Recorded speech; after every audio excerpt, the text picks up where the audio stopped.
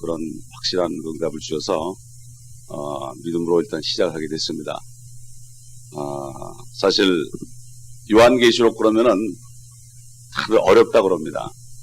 사실 요한계시록이 어려운 것이 아니라 우리 마음이 어려운 것입니다. 하나님은 절대로 우리에게 말씀하실 때 우리가 못 알아듣게 하는 것이 아닙니다. 하나님의 자녀들은 다 알아들을 수 있습니다. 그런데 결국은 에덴 동산에서 하나님의 말씀을 바꿔와서 이브에게 말했을 때 결국 인간이 죄를 진 것처럼 여러 가지 사단의 역사가 있기 때문에 또 많은 사람들이 자기 생각으로 성경을 해석하기 때문에 우리가 서로 대화할 때 해석을 합니까? 그냥 듣습니다. 그러나 마음이 복잡한 사람은 해석을 해서 오해를 하고 시험에 듭니다. 하나님의 말씀을 내가 겸손한 마음으로 받아들이고자 하는 마음으로 받아들이면 그냥 알아지는 겁니다. 이게 아버지의 말씀이 아들은 알아지게 되어 있습니다. 그러니까 여러분이 지금까지 여러 가지 책도 읽으시고 들은 것들 이런 것들 일단 내려놓으시고 하나님의 말씀 속에 한번 들어가 보십시다. 하나님 말씀 속에. 그리고 아마 주님께서 새벽 사경회를 하게 한 것은 정말 말씀을 사모하는 사람들을 아마 찾으신 것 같아요. 그래서 이 새벽 사경회를 하신 것으로 저는 분명히 믿습니다. 오늘은 우리가 이 계시록 본문에 들어가기 전에 우리가 전체적으로 우리가 공부를 하는 이유와 우리 요한계시록 1장 7절에 있듯이 이 예언의 말씀을 듣는 자들과 읽는 자와 그리고 그 가운데 기록된 말씀을 지키는 자들은 복이 있나니 그랬습니다. 그럼 우리 주님이 직접 나타나셔서 사도 요한에게 하신 말씀입니다. 이건 어느 목사님의 얘기도 아니고 주님께서 불꽃 같은 눈을 가지고 사도 요한에게 나타나셔서 이 예언의 말씀을 듣는 자들, 이게 듣고 있습니다, 우리가. 그 다음에 읽는 자, 읽는 건 혼자 읽으니까, 읽는 자와 그 가운데 기록된 말씀을 지키는 게 뭡니까? 안에 간직하는 거예요. 이 말씀을 안에 간직하는 자들은 복이 있나니, 이는 그 때가 가까움이라. 이 복 있는 말씀을 다 빼놓고 하죠. 목사님들부터도 요한계시록 어렵다고 안 합니다. 그 이유를 우리가 알아야 됩니다. 이걸 공부하다 보면은 그 이유를 알게 됩니다. 그래서 이 요한계시록을 묵시록이라고 부릅니다. 사람들이 묵시록. 묵시록이라는 건 뭐죠? 감춰진 겁니다. 아예 묵시록이기 때문에 보려고 하진 않습니다. 두려워합니다. 이 복된 말씀을. 그 왜 그렇게 했겠습니까?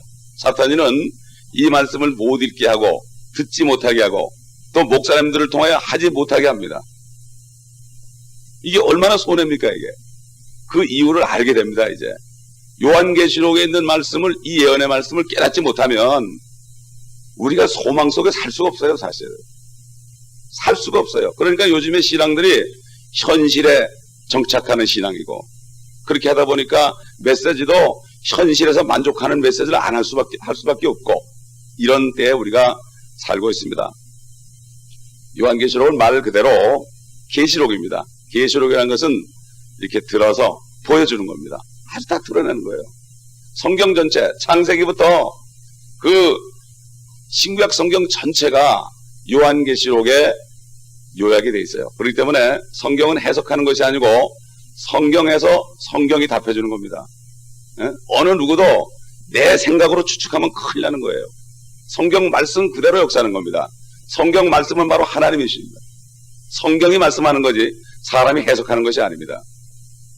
그래서 지금까지 생각을 다 버리고 이 말씀을 그대로 한번 받아들이면 여러분에게 깨달음이 있을 것입니다. 잠깐 기도하겠습니다. 주님, 사도 바울이 에베소 교회 성도들을 위하여 기도한 것처럼 이 시간에 부족한 종이 간절히 기도합니다.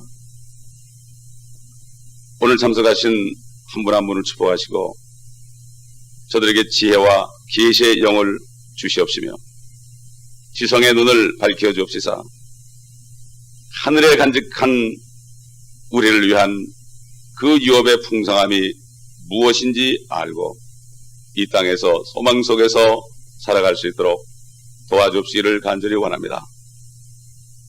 성령님께서 온전히 기름 부음을 통하여 우리를 가르치신다 했사오니 부족한 종은 인도를 하겠사오니 성령님께서 한 분 한 분에게 가르쳐 주시고 그 말씀을 깨달을 때 확실한 소망 속에서 이 모든 어려운 마지막 때를 이기고 승리할 수 있도록 도와주시기를 원합니다. 사도 요한을 통하여 또 말씀하셨듯이 세상을 이김은 이것이니 너희의 믿음이라고 말씀하셨나이다. 그러면 믿는 자가 누구냐? 예수 그리스도가 하나님의 아들이심을 믿는 자가 아니냐고 증거하셨나이다. 아버지 하나님, 이 말씀 속에서 우리가 믿음을 확고하게 함으로 세상을 이기고 모든 고통을 이기고 주님이 주신 기쁨 속에서 이 마지막 때를 살면서 많은 사람들을 진리로 인도할 수 있도록 한 분 한 분을 축복하여 주옵시기를 간절히 기도합니다. 우리 주 예수 그리스도의 이름으로 감사하며 기도합나이다. 아멘. 이 요한계시록은 성경이나 예수 그리스도를 거부하는 죄인들의 비판 대상이 되어 왔습니다. 지금까지. 왜 그런가 하면 그 이유를 알아야 됩니다. 이 요한계시록만이 사탄에 대한 확실한 정체를 드러내고 교회가 무엇인가, 또 유대인이라는 도대체 무엇인가, 유대인의 존재, 그리고 이방인, 여러 나라 국가들, 그 다음에 가장 중요한 것은 바로 로마 가톨릭입니다. 로마 가톨릭. 그리고 하늘과 땅에 현재 있는 하늘과 땅의 종말이 어떻게 되고 또 주님의 영원하신 계획이 어떻게 된다, 이런 것들을 선명하게 제시합니다. 그런데 지금까지 계시록에 대해서 엄청난 반박이 왔는데 그건 바로 20장입니다. 20장에 바로 주님께서 다시 오셔서 이 땅을 다시 다스리는 왕이 되신다. 이것을 가지고 엄청난 반박을 합니다. 왜 그런가 하면은 여러분, 가톨릭의 교황이 말 그대로 황제입니다. 그리고 그 머리 앞에는 라틴어로 뭐라고 쓰는가 하면은 그리스도의 대리자 이렇게 썼습니다. 그 자신을 거룩하신 아버지 홀리 파더라고 합니다. 주님께서 그랬잖아요. 땅에 있는 사람들을 아버지라 하지 말라. 아버지는 하늘에 계신 하나님 한 분뿐이라고 그랬습니다.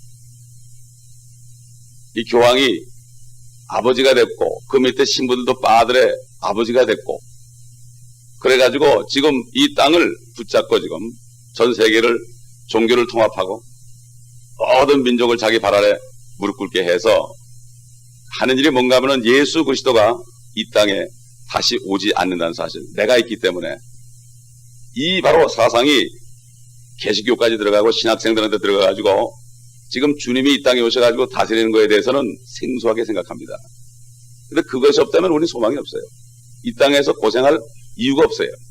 그렇기 때문에 주님께서 오실 때까지는 이 땅에 평화가 있을 수 없어요. 평화가 있을 수 없고 또 인간에게는 선의도 없고, 그런데 그분이 다시 오시게 되면은 이스라엘을 회복하신다고 성경은 말씀합니다. 우리가 이런 생각을 가지고 결국 그 속에 우리의 소망이 들었기 때문에 우리가 공부를 해야 되는 것입니다. 그리고 크게는 주님께서 이스라엘 민족들에게 안식일을 주셨습니다. 안식일을 주셨는데 안식일이라는 것은 율법 이전부터 있었어요. 율법 이전부터 엿새 동안 일하고 일곱 번째 날은 쉬는 날이다. 하나님이 쉬었습니다. 하나님이. 첫 번째 안식일은 창세기 1장에 결국 하나님께서 천지 만물을 창조하시고 인간을 다 창조하신 다음에 그 다음에 하나님이 쉬셨습니다. 지금 하나님께서는 계속 일하고 계십니다. 우리 죄 때문에. 그러나 주님이 오셔서 이제 사탄이와 적그리스도와 거짓 선지자 또 그들을 따르는 무리들을 다 처리하고 나면은 그 다음에는 하나님이 쉬십니다. 그래서 보통 밀레니엄 그러는 것은 7번째 천년을 얘기합니다. 그래서 이 기간이 바로 하나님이 쉬시고 사탄이가 다 무적에 갇혀버리고, 그리고 이제 이 땅과 하늘에는 사탄도 없고 죄도 없는 그리스도가 통치하는 그런 때가 온다고 성경이 말하고 있어요. 이런 것들을, 이 큰 것들을 모르고 있으니까 다들 주님이 공중에 오실 때 내가 올라가서 만난다 막연한 소망은 있는데 그 다음에 그것을 모르기 때문에 이 썩을 것에 연연하게 되고 결국은 이 땅에 속한 믿음 속에 살 수밖에 없는 이런 삶을 우리가 많이 볼 수 있습니다. 그 다음에 요한계시록이 언제 기록됐느냐?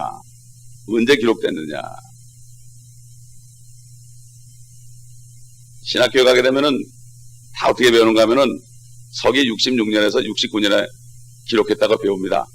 그분들이 다 목사님이 됩니다, 지금. 왜 그런가 하면은 서기 70년에 로마의 티투스 장군이 이스라엘을 침공해서 완전히 이스라엘을 초토화시키고 그때부터 이스라엘은 나라를 잃어버리고 온 세계에 흩어져 버렸습니다. 그래서 이 요한계시록이라는 이 말씀을 어디 집어넣는가 하면은 그때 70년에 다 이루어졌다 이렇게 얘기합니다. 70년에 다 이루어졌다 이렇게 얘기하는 거예요. 왜 그러냐? 그렇게 하지 않으면 요한계시록 17장 18장에 나오는 음녀, 소위 그 음녀가 창녀죠. 창녀교회가, 그것도 교회입니다. 창녀교회가 바로 로만 캐토릭인데 요한이 보게 되면은 기이하고 기이하다고 그랬어요. 그 당시에 로마가 통치하고 있을 때고 자기는 로마 때문에 밤모섬에 유배되어 있는데 로마를 보고 왜 기이하고 기이하다고 그랬어요. 또 다른 로마가 있으니까. 로마가 있었고 로만 캐토릭이 있거든요. 그러니까 결국은 그렇게 됨으로 자신을 감추게 되어 있습니다.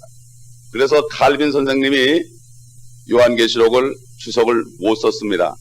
그 당시에 주석을 썼다가는 언제 죽을지 모르기 때문에 칼빈 선생도 요한계시록 주석을 쓸 수가 없었습니다. 그러다 보니까 한국에는 장로교가 대부분인데 결국 요한계시록을 목사님들도 감히 강의할 수 없는 거예요. 칼빈 선생도 못했기 때문에. 그런데 주님은 말씀하십니다. 이 예언의 말씀을 읽는 자와 듣는 자들과 그 가운데 기록된 말씀을 지키는 자들은 복이 있나니 이는 그때가 가까웁니다. 누구 말씀을 듣겠습니까? 사람의 말을 듣겠습니까? 주님의 말씀을 듣겠습니까?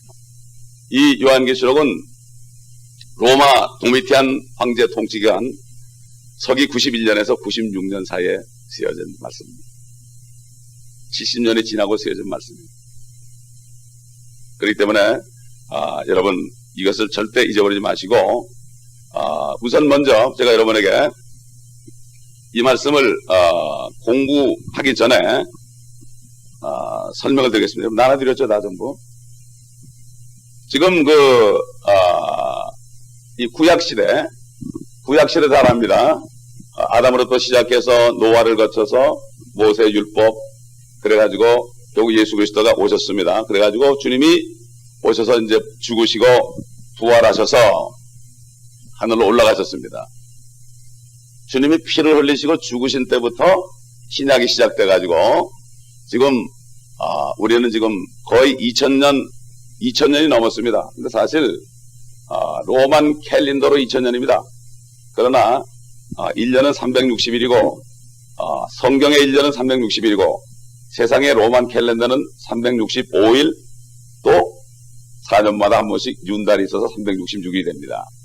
이 달력까지도 캐톨릭에서 바꿔놔 버렸어요. 진짜 달력은 우리가 한때, 두때, 반때라고 아시죠?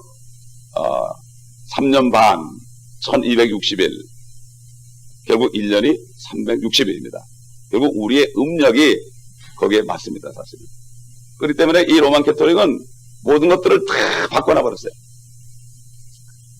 그래가지고 지금 요한계시록은 교회가, 성도들이 주님이 공중에 임하실 때 주님을 맞이하러 다 올라갑니다. 그리고서 이제 환란이 시작되는데 요한계시록은 7년 환란부터 천년왕국, 그 다음에 영원한 세계, 가장 중요한 말씀을 담고 있어요. 결론입니다, 결론. 설은 본론을 알고 결론을 모르게 되면은 이것처럼 허황된 게 없어요. 대부분 이렇게 제가 성경 공부를 해보면은 많은 분들이 그래요. 주님이 오시는데 그 다음엔 잘 모르겠다는 거예요. 그냥 막연하다는 거예요. 그러니까 막연한 신앙 속에 사는 겁니다. 이 요한계시록은 7년 환란에 이루어질 일들, 그 다음에 천년 왕국에 이루어질 일들, 그리고 영원한 세계가 어떻게 전개되고, 가장 중요한 것이 22장에 가보면은 저와 여러분이 살 집이 치수까지도 나와 있습니다. 재료까지도 나와 있습니다. 그런데 이것을 전부 영적으로 풀어가지고 은유적으로 풀어가지고 내 소망이 아닌 것처럼 합니다. 예수님께서도 요한복음 14장에 내가 가서 너희를 위해 처소를 예배한다. 처소를 예배하면은 내가 다시 와서 너희를 내 있는 곳에 인도하여 나와 함께 있게 하겠다. 그런데 처소가 바로 영어로 맨션입니다. 아버지 집에는 많은 맨션이 있다. 많은 맨션이 있다. 요한계시록 22장에 나오는 새 예루살렘은 말이죠. 길이가 1200마일이요. 우리 치수로 따지면. 또 폭도 1200마일이요. 그 다음에 높이도 1200마일입니다. 엄청나게 큽니다. 12가지 보석이죠. 문도 진주죠. 저와 여러분이 살 집입니다. 구체적입니다. 이 미국 사람들은, 특히 미국 침례교도들은 그것까지도 정확하게 해서 어느 정도 크고, 참 우리가 구체적으로 어떠한 그 축복을 누릴 것까지도 다 구체적으로 이렇게 보고 신앙생활을 합니다.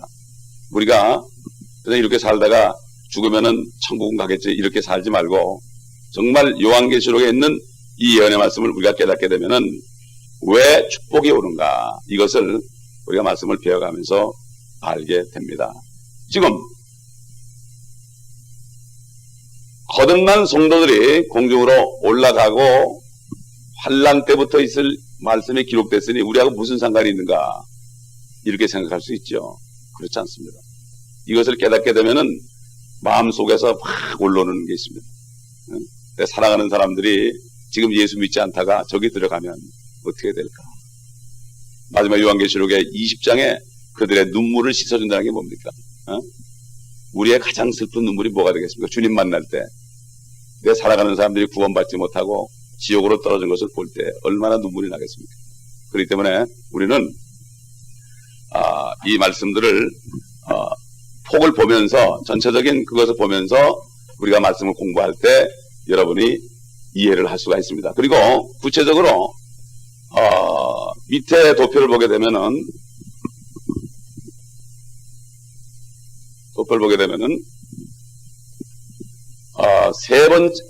휴거가 3번 일어납니다. 첫째는 이미 한 번 일어났습니다. 여러분 기억하세요? 누가? 어디 있습니까?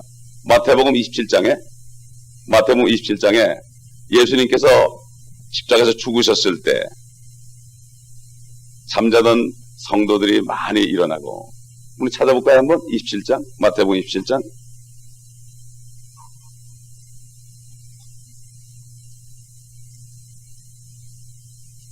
제가 가진 성경은 1611년에 종교개혁한 성경을 처음으로 영어로 번역한 성경을 그 다음에 한글로 번역한 책입니다. 그렇기 때문에 여러분 가진 성경과 조금 다를 수도 있어요. 그냥 참고로 아시고 그냥 보시기 바랍니다. 27장 50절, 예수께서 다시 큰 음성으로 소리 지르신 후 숨을 거두시더라. 그런데 보라, 성전의 휘장이 위에서 아래까지 둘로 찢어지고 땅이 흔들리며 바위들이 갈라지고 무덤들이 열리며 잠들었던 많은 성도들의 몸이 일어났으며 주께서 부활하신 후에 무덤에서 나와 거룩한 도성으로 들어가 많은 사람들에게 나타나더라. 백부장과 그와 함께 예수를 지키고 있던 사람들은 지진과 그 일어난 이 일들을 보고 크게 두려워하며 말하기를 참으로 이 사람은 하나님의 아들이었도다라고 하더라. 여러분, 주님이 부활했죠. 그래가지고 이 사람들이 함께 부활했어요. 우리 고린도전서 12장 보겠습니다. 15장 보겠습니다. 19절 보겠습니다. 19절. 만일 그리스도 안에서 우리가 바라는 것이 오직 이생뿐이라면 우리는 모든 사람 가운데서 가장 비참한 사람이라. 그러나 이제 그리스도께서는 죽은 자들로부터 살아나셔서 잠자는 자들의 첫 열매들이 되셨느니라. 보통 우리는 주님은 첫 열매다 그러죠. 열매들이라고 그랬죠. 어떻습니까 여러분 성경이? 열매들이다. 왜? 주님이 부활했을 때 잠자던 구약 성도들이 같이 부활했습니다. 대표적인 사람이 누굽니까? 아브라함 같은 사람, 다윗 같은 사람. 그런 사람들이 땅속에 있지 않죠. 왜 그렇습니까? 구약시대에 죄를 졌을 때 짐승의 피를 가지고 죄를 용서받았어요. 그러나 히브리서 9장에 보게 되면은 짐승의 피는 육체만 정결케 합니다. 양심은 깨끗하게 못합니다. 그래서 옛날 구약시대 보면은 이분들이 이제 육신의 목숨이 이제 죽게 되면은 죽었다 그러지 않고 열조에게로 돌아갔다. 아브라함의 품으로 돌아갔다. 나사로가 아브라함 품에 있었잖아요. 그러다 주님이 피를 흘리니까 그 주님의 피는 육신뿐만 아니라 양심까지 깨끗하기 때문에 그들이 부활할 수 있었던 거예요. 하늘에는 겉만 깨끗해가지고 못 가거든요. 속까지 깨끗해져야 되는데 이거는 예수의 피밖에 안 돼요. 짐승의 피 가지고는 안 됩니다. 율법 시대는 죄만 잠깐 덮어줬어요. 진노만 임하지 않겠습니다. 보관하다가 주님이 피를 흘리고 죽으시고 부활하시니까 그들도 함께 일어났습니다. 이것이 바로 첫 번째 수확이라는 겁니다. 그래가지고 구약 성도들이죠. 이분들이 구약 성도들이 올라가서 우리 주님께서는 지금 제사장으로 계십니다. 대제사장으로 계십니다.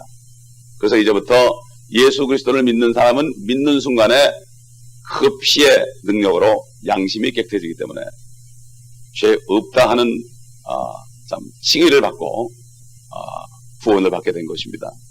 그래서 주님이 이제 조만간 오시게 될 때 신약 성도들은 믿을 때 그냥 예수님의 피 때문에 거룩해졌기 때문에 신약 성도들이 주님을 만나는 때, 그래가지고 주님을 만나고 신약 성도들은 그리스도의 심판석에 가서 이 땅에서 내 몸으로 주님을 위해서 일한 만큼 상을 받고, 또 그 다음에 쓸데없는 일한 것은 다 불로 태움받고 정리가 된 다음에 어린 양의 혼인잔치에 들어갔다가 환란이 끝나게 되면은 주님과 함께 내려온다고 성경은 말씀하고 있습니다. 여러분, 우리 한번 유다서 보겠습니다. 유다서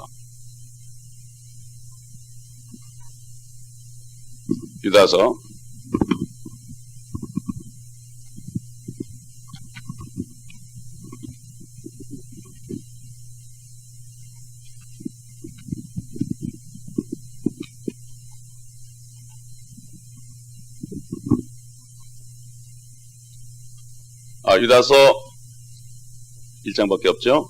14절 보겠습니다. 아담의 7대손 에녹도 이들에 대하여 예언하여 말하기를, 보라, 주께서 수많은 성도들과 함께 오시나니 이는 모든 사람을 심판하시고 그들 가운데 있는 경건치 않는 모든 자가 경건치 않게 행한 모든 경건치 아니한 행위와 경건치 아니한 죄인들이 주를 거슬러 말한 모든 거친 말에 대하여 정죄하시는 것이라고 하였느니라. 에녹은, 여러분 에녹 잘 아시죠? 에녹은 죽음을 보지 않고 유일하게 하늘에 올라간 사람입니다. 엘리야도 그랬죠. 엘리야도 그랬지만은 엘리야는 환란 때 요한계시록 보게 되면은 다시 이 땅에 내려옵니다. 다시 이 땅에 내려와서 죽임을 당했다가 또 부활합니다. 엘리야는. 그러나 유일하게 죽음을 영원토록 보지 않았던 사람은 딱 한 번밖에 없어요. 에녹입니다.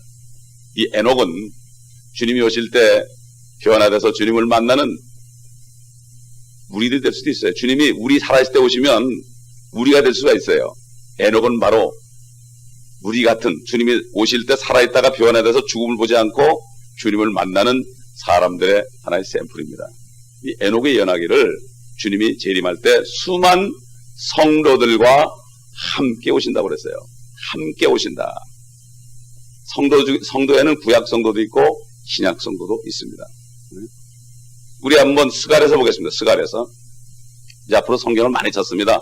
창세기부터 하여튼 성경을 계속 찾을 거니까 여러분들이 그 찾을 때마다 기록해 놓으시면 좋을 겁니다. 스가랴서.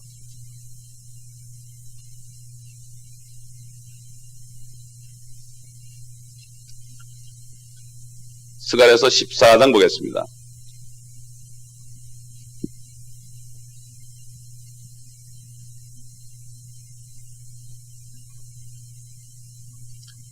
이번에는 이게 사경이기 때문에 여러분 보통 기도하시면은 새벽 기도에는 설교 짤막하게 듣고 이제 기도를 많이 하시잖아요. 근데 사실 기도는 짤막한 거예요. 기도는. 그리고 그 다음에 간구가 있고 중보가 있고 감사의 기도가 있잖아. 이게 더 많아야 되는. 기도는 짤막한 거예요, 사실은. 간구, 중보, 감사가 있기 때문에 이런 것들은 여러분이 집에서 얼마든지 할 수 있어요. 그러니까 이번 기회는 여러분이 기도를 해도 기도는 하나님의 뜻대로 구하는 게 기도거든요. 하나님의 뜻도 모르고 내 생각대로 하는 기도는 중언부언이고 주님께서 이방인들은 중언부언한다고 그랬어요. 그러면서 뭐라 그랬죠? 제자들에게 너희는 이렇게 기도하라. 너희는 이렇게 기도하라. 기도 주님이 가르쳐줬어요. 제자들이 물을 때. 뭐라 했습니까?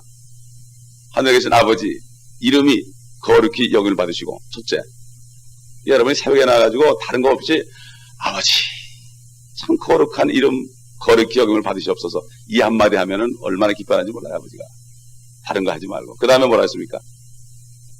나라의 임합시오 이렇게 되어 있는데 영어로 보면 Thy kingdom come Thy kingdom come입니다.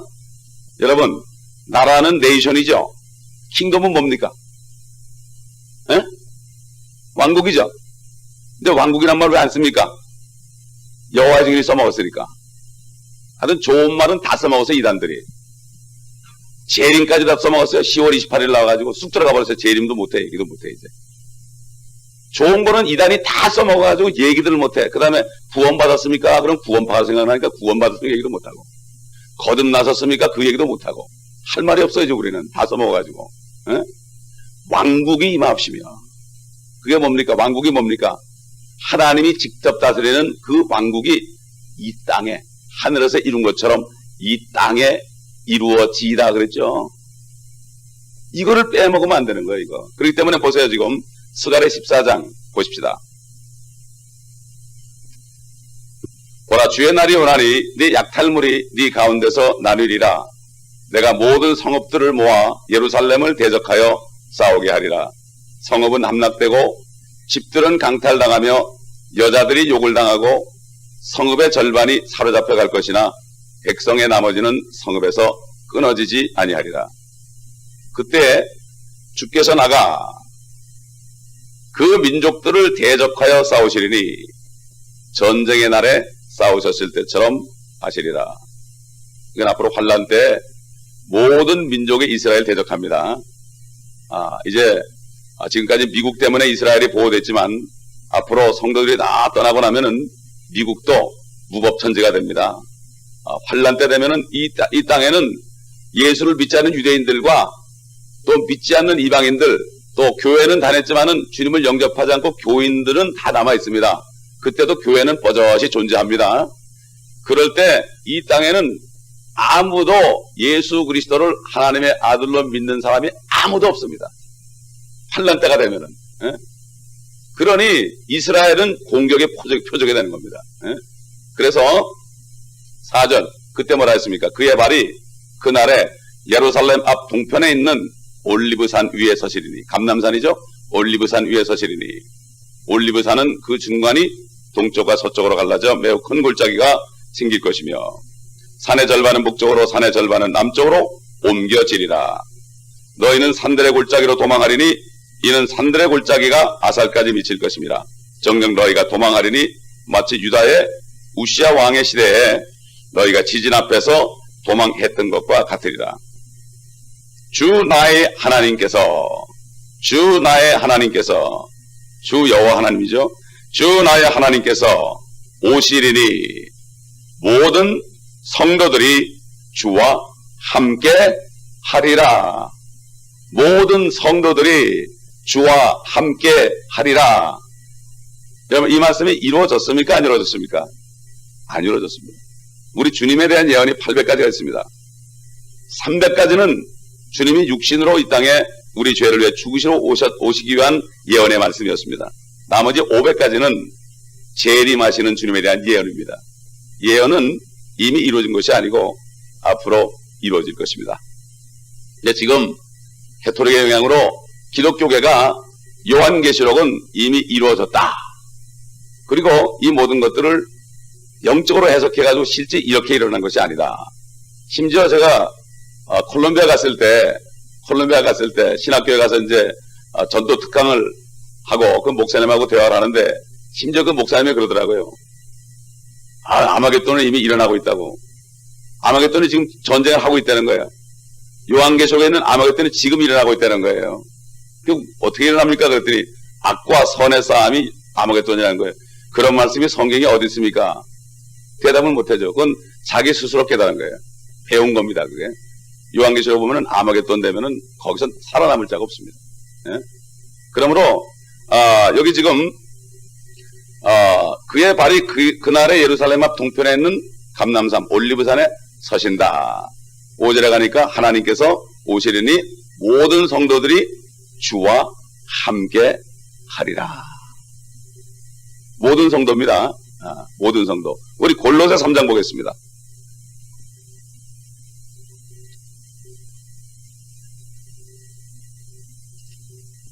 골로새 3장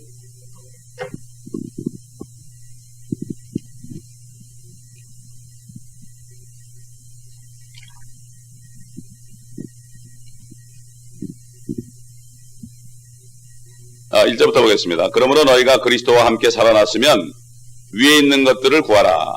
거기에는 그리스도께서 하나님의 오른편에 앉아 계시느니라. 위에 있는 것들에 너희 마음을 두고 땅에 있는 것에 마음을 두지 말라. 이는 너희가 죽었고 또 너희의 생명이 그리스도와 함께 하나님 안에 감춰졌기 때문이라.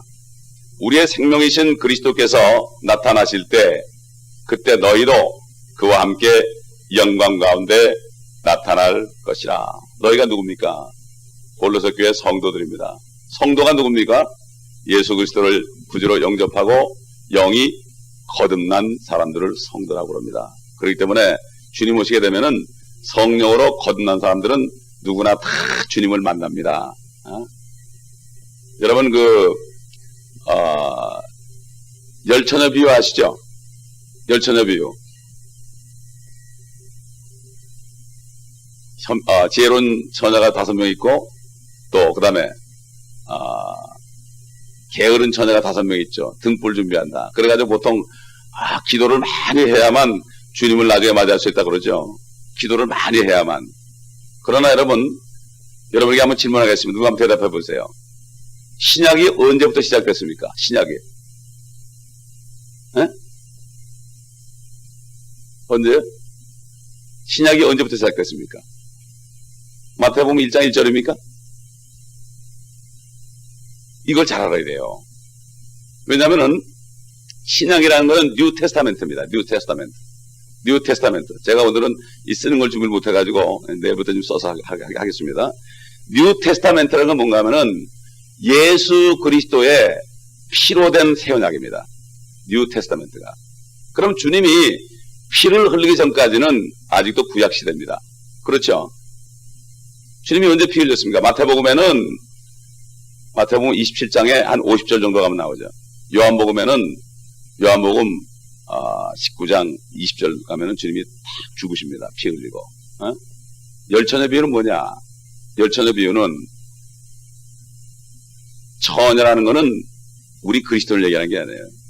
우리 그리스도인은 누굽니까? 정결한 한 신부입니다. 우리는 교회가 한 몸이고 한 신부입니다. 예수님의 신부죠.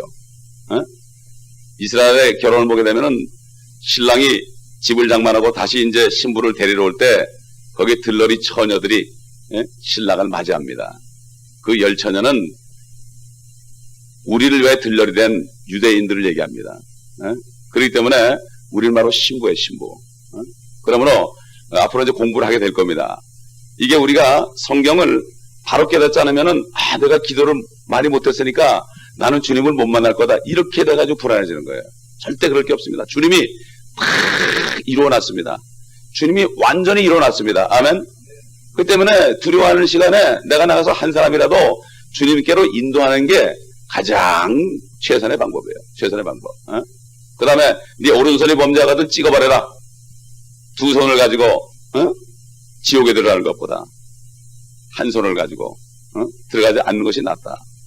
그것도 바로 율법시대예요. 그때 주님이 율법시대에 살았기 때문에 돌아가시기 전에는 주님 스스로가 율법을 지켰습니다. 그러므로 이 성경 말씀을 잘 구분해서 배우지 않고서는 안 된다 이거예요. 여러분 한번 나같이 디모데후서 2장 찾아보겠습니다. 디모데후서 2장 15절. 어떤 분이 한번 크게 한번 읽어주세요. 우리 그 개혁성경에는 그렇게 되어 있죠. 진리의 말씀 잘 분변하여 이렇게 되어 있죠. 분변. 진리의 말씀을 올바로 나누어 자신이 하나님 앞에 부끄럽지 않은 일꾼으로 인정받도록 공부하라 그랬습니다. 공부하라. 성경을 공부해야 됩니다. 예. 성경을 공부하지 않고서는 이 말씀을 깨달을 수 없어요. 그리고 말씀을 잘 나누어야 돼요. 이 말씀이 도대체 어느 시대의 말씀인가? 여러분 만약에 지금 우리가 은혜 시대에 살고 있는데 율법 시대의 말씀을 나에게 적용하면 어떻게 됩니까? 문제가 생기는 거예요. 그렇지 않습니까?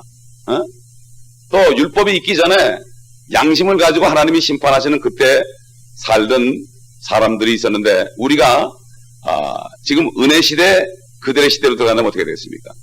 우리는 바로 주 예수 그리스도가 피를 흘리시고 우리의 모든 죄를 이미 다 용서했을 뿐만 아니라 완전히 제거해버렸습니다. 완전히 제거해버렸습니다. 이거를 빌어야 되는 거예요. 이거를. 그렇기 때문에 성경을 잘 나눠야 된다. 그렇기 때문에 이 요한계시록이 어느 때를 얘기하는 것인가 이것을 잘 알지 못하면 헷갈리게 되어 있습니다. 헷갈리게 되어 있어요. 그러나 절대로 여러분 염려하지 마세요. 환난 때 여러분이 정말 예수 그리스도를 영접하고 구원받았다면 환난 때 절대로 이 세상에 남아있지 않습니다. 염려할 필요가 하나도 없어요. 주님의 약속입니다. 우린 주님의 약속을 믿는 거지 내 자신의 모습을 보는 것이 아닙니다. 우리가 기다리는 것은 주님이 오실 때 이 죄의 몸을 벗어버리는 것이라고 사도 바울이 여러 번 강조를 했습니다. 그래서 이제 내일부터 1, 2, 3장에 들어가겠는데요. 우리가 들어가기 전에 몇 가지 이제 말씀을 드리겠어요. 거기 보면은 7가지 교회가 나옵니다. 그렇죠? 7가지 교회가 나와요. 7가지 교회가 나오는데 이 교회에 대해서 우리가 공부하는데 요한계시록 전체가 우리가 공부할 때 3가지를 기억해야 됩니다. 첫째는 역사적인 것이다. 역사적인 거. 역사적인 것이라는 것은 이 성경 말씀이 기록된 것이 어느 때 어디에서 어떻게 될 일이 전개되는가. 역사적인 사실입니다. 여러분 구약의 역사적인 사실 아닙니까? 사실을 기록한 거 아닙니까? 부활까지도. 역사적인 것을 우리가 먼저 알아야 되고 둘째는 교리적인 것입니다. 교리라는 것은 이 말씀이 누구에게 해당이 되는가. 안식교 사람들은 율법이 자기들에게 해당되는 거 착각해가지고 안식일을 지키지 않으면 구원이 없다고 얘기합니다. 겉으로는 얘기 안 해요. 제가 안식교 장로님하고 한번 오랫동안 얘기한 적이 있어요. 제가 집사 시절에. 결국 결론이 안식일이 영원한 하나의 그 규례라고 그랬는데 영원하기 때문에 우리도 지켜야 된다. 그것이 누구한테 얘기했는데? 유대인들에게 얘기했는데. 유대인들에게. 그걸 모르는 거예요. 이방인은 전혀 해당이 안 됩니다. 전혀 해당이 안 돼요. 여러분 기억나세요? 사도행전 17장 보게 되면은 이방인들이 이제 예수 그리스도를 영접하고 구원받으니까 바리새 출신 사람들이 저들도 할례를 받아야 된다. 할례를 받는다는 것은 바로 율법을 지켜야 되는 의무를 주는 거예요. 그게 할례 받는 게. 그러니까 고민을 했죠. 그럴 때 사도들이 기도하는 건데 성령께서 말씀하셨죠. 우상의 제물과 간음과 피를 멀리하라. 그래야면은 잘 될 것이다. 율법을 어떻게 지키게 합니까? 여호와 증인들도 자기들이 유대인으로 착각을 해가지고 14만 4천 명이 자기들이라고 그럽니다. 이게 교리를 몰라서 그래요. 교리는 구원에 관계되는 겁니다. 구원에. 우리에 대한 구원의 교리는 뭡니까? 누구든지 예수 그리스도를 구주로 영접하면 그 피로 죄사함을 받고 성령을 받아가지고 우리 영이 거듭남으로 하나님의 자녀가 되는 거 아닙니까? 이게 바로 은혜 시대예요. 그냥 거저 주시는 거예요. 이거 우리가 얼마나 좋은 때 태어난지 모릅니다. 그 다음에 마지막으로는요, 영적인 적용이에요. 영적인 적용. 우리 시대에 해당이 안 될지라도, 율법 시대에 해당할지라도 기록된 성경 말씀은 영적으로 교훈으로 우리가 받을 수가 있습니다. 그래서 디모데 후서, 다 같이 우리 디모데후서 3장 16절 보겠습니다. 디모데후서 3장 16절. 오늘은 좀 아주 광범위하게 지금 증거를 합니다. 이제 내일부터 하나 하겠습니다. 디모데후서 3장 16절.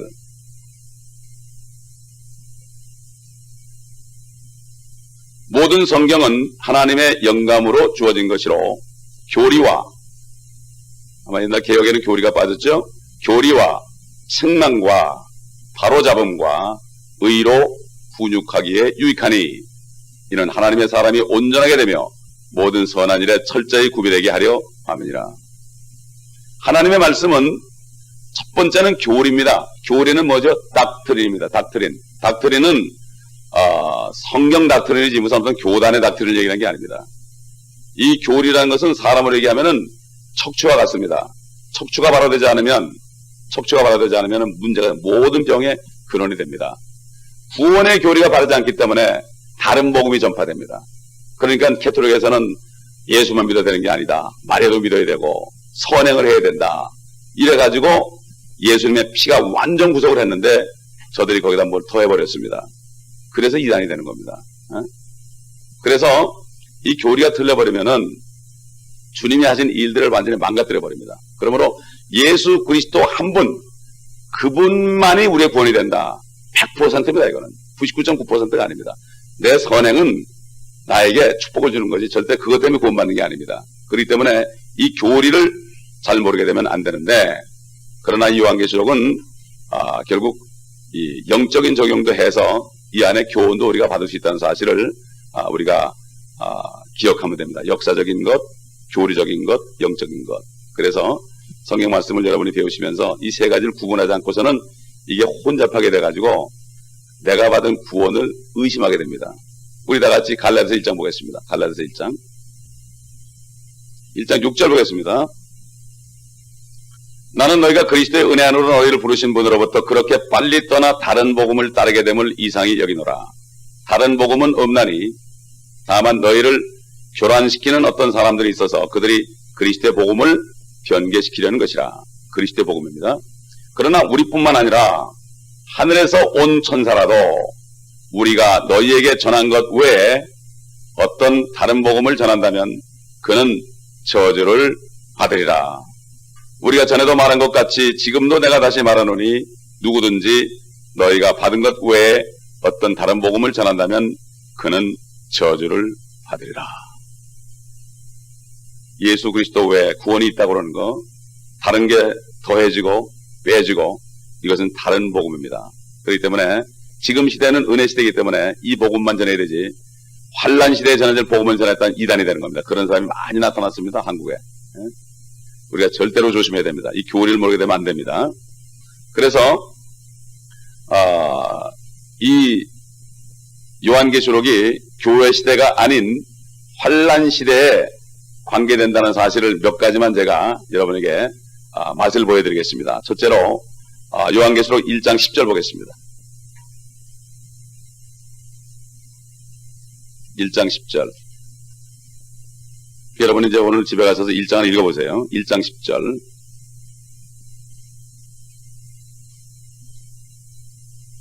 내가 주의 날에 성령 안에 있었으며 나팔 소리 같은 큰 음성을 내 뒤에서 들었는데, 이 주의 날이라는 게 구약 성경에 보면 여호와의 날, 그렇죠? 주의 날, 여호와의 날 많이 나오죠? 그날은 진노의 날입니다. 근데 보통 데블로 그러면 주의 날 그러면 뭐랍니까? 되게 우리 주일날, 일요일날 예배드리러 온 날로 다들 생각하는데, 주의 날은 마지막 주님이 오셔서 심판하는 날입니다.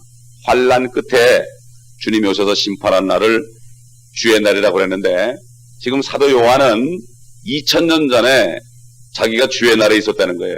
불가능한 얘기 아닙니까?